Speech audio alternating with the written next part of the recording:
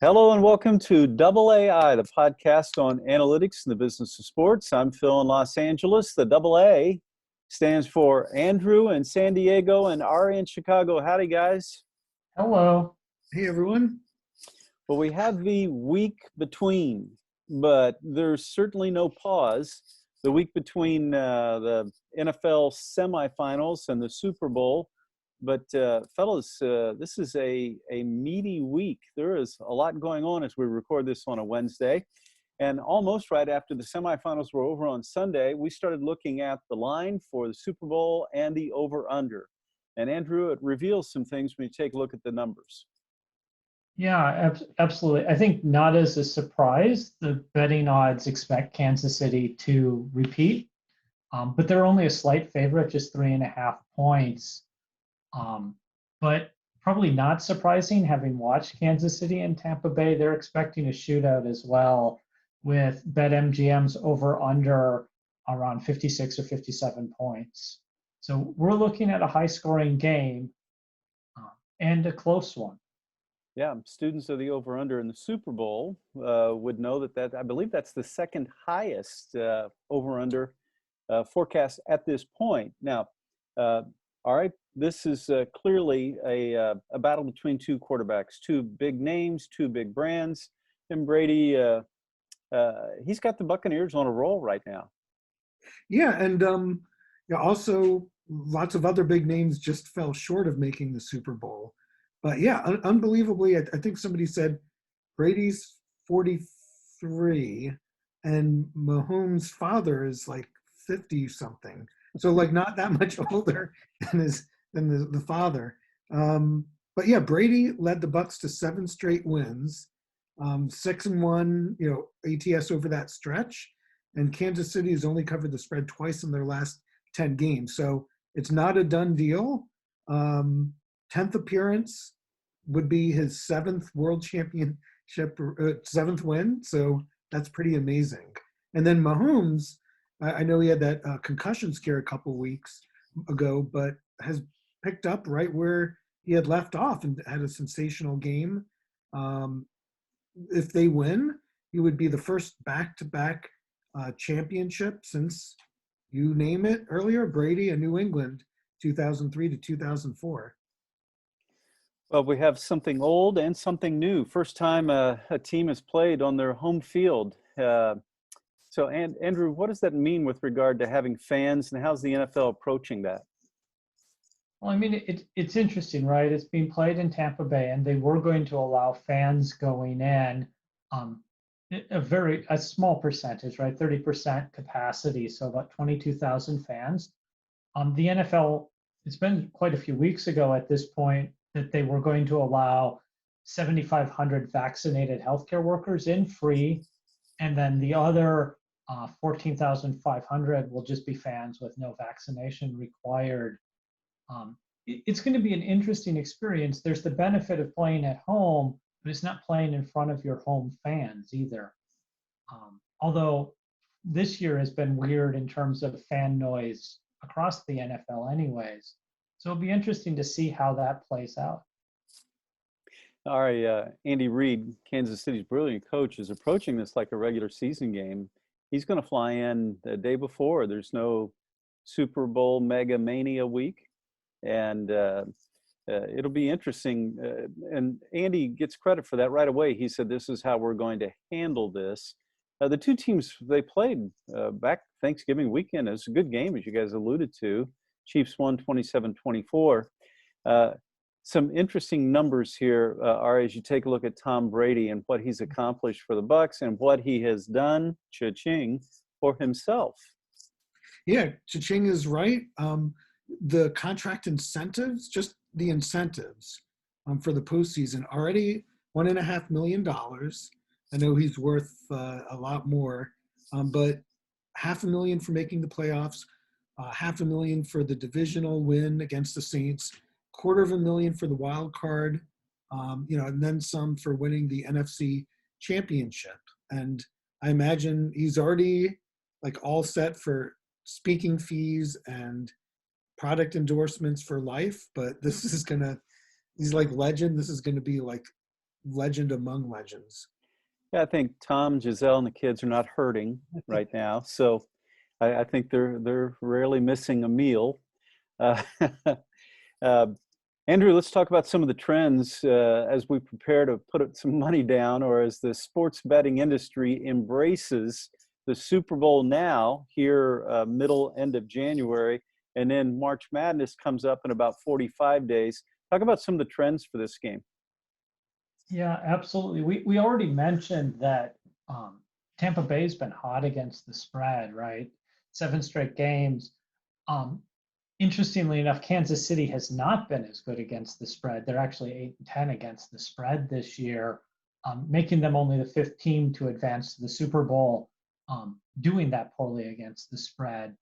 On the other hand, in their favor, the favorites have covered 2 straight Super Bowls and 3 of the last 4. They're slightly above 500 in the history of the Super Bowl at 27, 25, and 2. So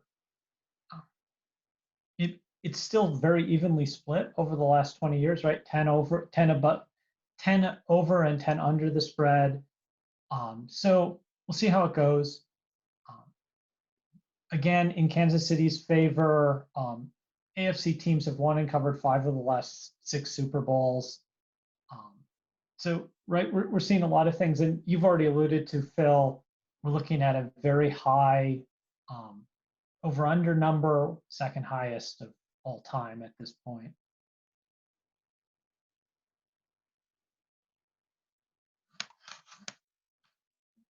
All right, one of the things that stood out to me is that favorites and underdogs are about 50-50 in this game, which is surprising to me and makes me think of Major League Baseball playoffs and how random it can be there. But okay, if you want to win a couple of bets when you're sitting around with family or friends, although we're probably not supposed to do that during the virus, but let's say you're a politician and you have family and friends, then it's okay for you to sit around and have a big family gathering. And if you were, here are a couple things to consider. The Chiefs are 8-10 against the spread on the season, so that's kind of 50-50. And the coin toss, here's where I like this, guys. Bet tails on the coin toss. Tails has won 29, heads 25 times. So if you ever get a chance, go tails. And then, did you guys see on social media, 2 skydivers dropped a hubcap-sized coin from a mile or 2 up, and it landed on tails. Yeah, it was in a field, of course, but it was, they were just. Yeah, I can imagine from that height, the hubcap sticking straight into the ground. So it's neither heads nor tails. So tails wins 29, heads 25% of the time in the coin toss for the Super Bowl. So, all right, good. We'll talk about some of those things throughout the show today. Let's talk about the Olympics. Andrew, big money on the line for the Tokyo Olympics. Yeah, I mean, right, we've been watching the back and forth. Will they have the Olympics? Won't they have the Olympics? 80% of Tokyo residents are saying no. The athletes are ready to go, clearly. But yeah, this is really important, right? This is a huge amount of the IOC's budget. So if the Olympics don't occur, the IOC is going to be badly hurt. Tokyo is counting on getting something in redemption for having the Olympics. You have all of the money invested by TV and advertising and the loss in revenue. And we've seen a couple of organizations successfully hedge that risk with insurance. And it looks like the Olympics also has done that. And insurers would be looking at a $2 to $3 billion loss if the Tokyo Olympics doesn't happen. And that's, we'll say, roughly a third split between the IOC, Tokyo, and television. Yeah, and you can see my background here. I should note the last trip, one of the last trips Phil and I made was to Tokyo right before the pandemic hit. We went to Sloan and others after that, but Yeah, I want to see it happen. And we're just talking Tokyo 2020. Even if it happens this year, they are keeping the 2020 logo.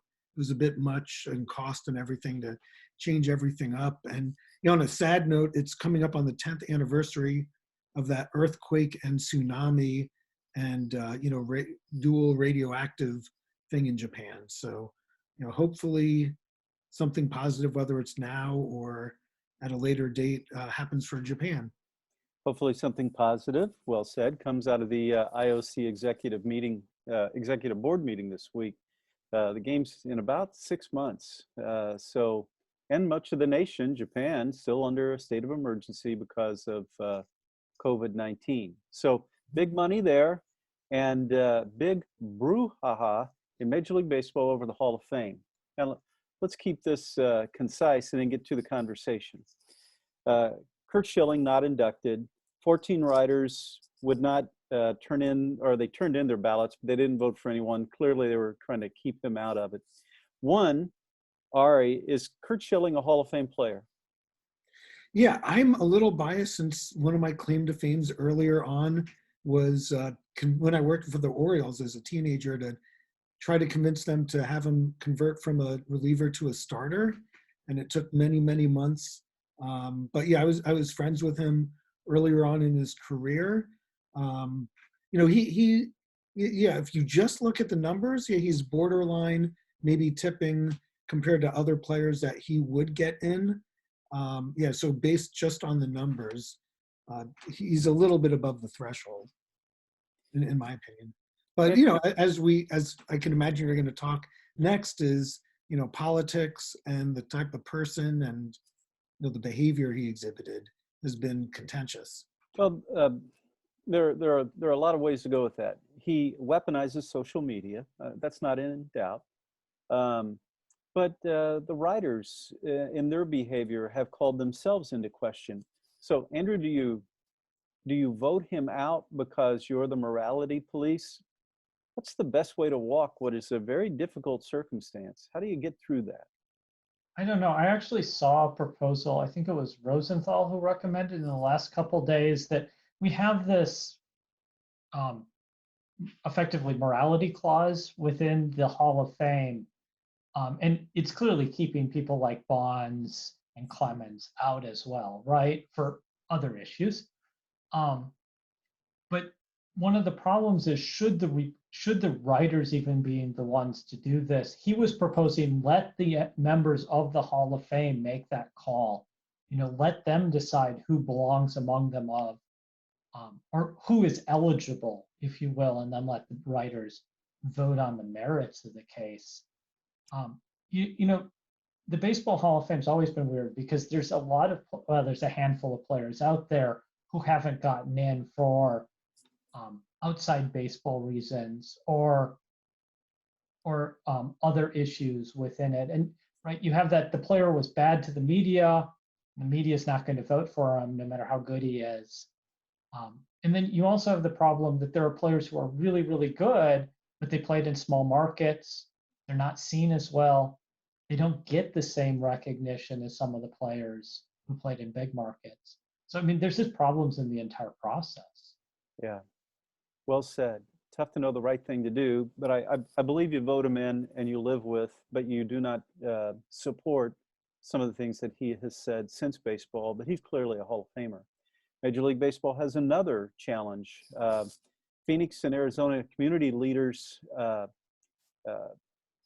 published the idea that they want to postpone the start of spring training. Then The Athletic reports that MLB officials encourage them to do just that. How do you handle that, Ari? Yeah, it's the question of balancing health concerns with economy, with making sure players can get developed. So if baseball wants to start the season on time, then they could play games without audience members, without attendance, if safety is it. But there's just so many different challenges, especially now that you have, and I read the letter from mayors of major cities, Surprise, Arizona, Glendale, Arizona, and others, big ones that it's kind of politicized. So I think if baseball wants, and then the other two factors are we have a collective bargaining agreement coming up. We think think it's in December. There's a lot of different factors, but the players want to get paid. Baseball wants to play games. Other sports have successfully had bubbles or not too much COVID issues. So if you keep fans away, that might work, but then you lose the revenue with it. So there's no straight, clear answer that everyone's going to be happy with. Right. I would like to just point out one really interesting thing. The mayor of Glendale signed that letter. The Phoenix Coyotes play in front of fans in Glendale right now. I don't know what to make of that, but I found it very entertaining when I saw that. Yeah. Yeah, Maybe Major League Baseball's mole, if there is one, was not thinking this all the way through when he or she encouraged the mayors to do that. Now let's tackle something easy in baseball. Andrew, yes or no, you grew up a Twins fan, you for or against the DH?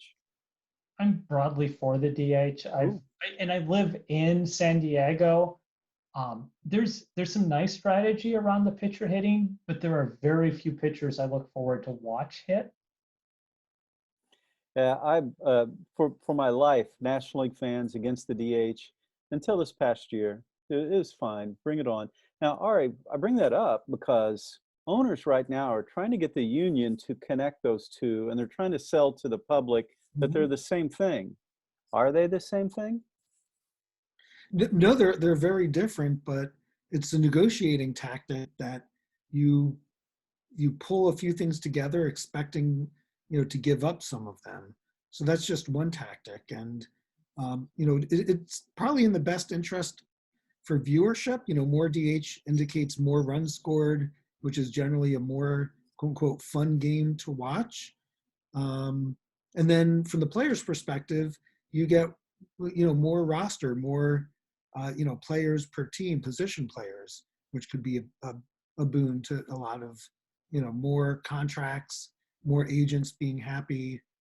So from that perspective, it makes sense for baseball. But yeah, expanded playoffs it's not physically tied together. Well, baseball has a lot of work to do before spring training. And of course, we were alluding to the virus early on. And, in college sports, the entire University of Michigan athletic department proposed to shut down for 2 weeks because of the virus. The NBA's postponed at least 20 games, and the Heat will begin allowing a couple thousand fans and using virus-sniffing dogs in their home arena. That's how one group is working with this right now. Andrew, let's jump ahead to sports betting. And Bally's making news again, as they have over the last 90 days. Oh, I mean, yeah, Bally is just booming right now and is in the news almost every single week. They made another acquisition, this time in the daily fantasy sports, a company, Monkey Knife Fight, all stock transaction. But this, follows buying the Bally's casino properties in Atlantic City, the media partnership in Sinclair Broadcasting. It was purchasing BetWorks as well to support that. And then it's looking to just use this to grow its presence in the 37 states they already are in, including, and then Washington, D.C. in Canada as well. And I'm sure Daily Fantasy fits right into that Sinclair Broadcasting play as well, where they've been rebranding or are going to rebrand the Fox Sports regional networks as the Bally Sports networks. So yeah, it's just adding more content to that play. In terms of Monkey Knife Fight, it has about 180,000 registered users right now, 80,000 of whom are actually playing with money. And that's really the play right here. Ari, a quick TV note about that. Today, as we record this on Wednesday, Fox Sports Indiana releasing on social media that it will be rebranded to Bally Sports Indiana Regional Cable. And all right, Wall Street analysts jumping in here and giving us some eye-opening numbers over the next 5 to 10 years in this gaming consolidation revenue market space. Yeah, yeah, exactly. Well, it's a huge business, as we've heard on and talked about in prior podcasts. Plug to the audience to go and listen if you haven't heard. Yeah, but gaming consolidation, next 5 to 10 years, Morgan Stanley sees a $15 billion sports betting and internet gambling market in just 4 years. And Macquarie Research says the same market could be 30 billion, double that 5 years later by 2030. And fellas, that's what the business of sports and analytics is today. It's trying to keep up with a quick pace, changes that are fueled by the pandemic and by user behavior. And that means, Andrew, we're going to talk about GameStop. We have to. It's just tough to ignore given what's happened over the last week. Yeah, so GameStop, for those of you who don't know what GameStop is a computer game supply store, basically mall-based. Just a few weeks ago, it was trading at $18. It was really struggling. No one's going to malls. Most of their stores had been closed. And on top of that, no one buys physical copies of games anymore anyways. Everyone downloads it. And then the CEO of Chewy had come in and said, we can do something very similar to GameStop that we did in the pet supplies. And really, they really should be able to leverage that brand. He took I think it's like a 12.5% stake in the company. He's on the board as of just a couple of weeks ago, really trying to help them. Tangential to that, right? The stock has gone from that $18 to $380 in what really looks like gambling behavior, not actually investing behavior. There are some technical reasons this happened, but if you remember back over the summer, we talked about Hertz booming as a stock even after they declared bankruptcy. And it's much the same thing. There seems to be a population of just recreational stock investors who are gathering on places like Reddit and are bored and looking for something entertaining. Honestly, I have to say I'm a little surprised because I assumed this was a replacement for sports betting, and sports betting is back and is booming, but this is continuing.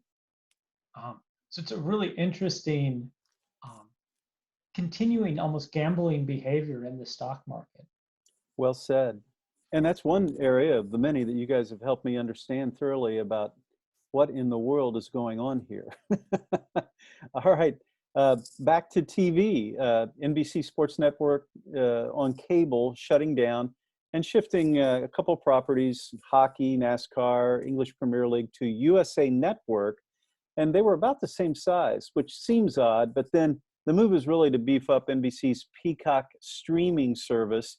2 days after the initial announcement, we learned that Peacock streaming will be the streaming home of WWE Wrestling Network. And it's going to host a PGA Tour betting show called NBC Sports Edge Betcast. That's a collaboration with PointsBet Sportsbook. And that'll be interesting to see how that takes up. But I'd be bullish to think that's going to be very healthy within that audience. Peacock also adding IndyCar pre-race qualification and post-race coverage. IndyCar races are on NBC over the air. So Peacock plus streaming going to pick up a lot of North American racing audience. For the Super Bowl, Andrew, you were trying to help us understand this. Budweiser's not advertising, but they really are for the Super Bowl. Is that how we explain that? Yeah, you can say that, right? Budweiser has been advertising their premium beer, their primary beer, Budweiser itself, for the last 37 years. We're all quite familiar with the wide variety of cultural touchstones Budweiser has created, including the Clydesdales.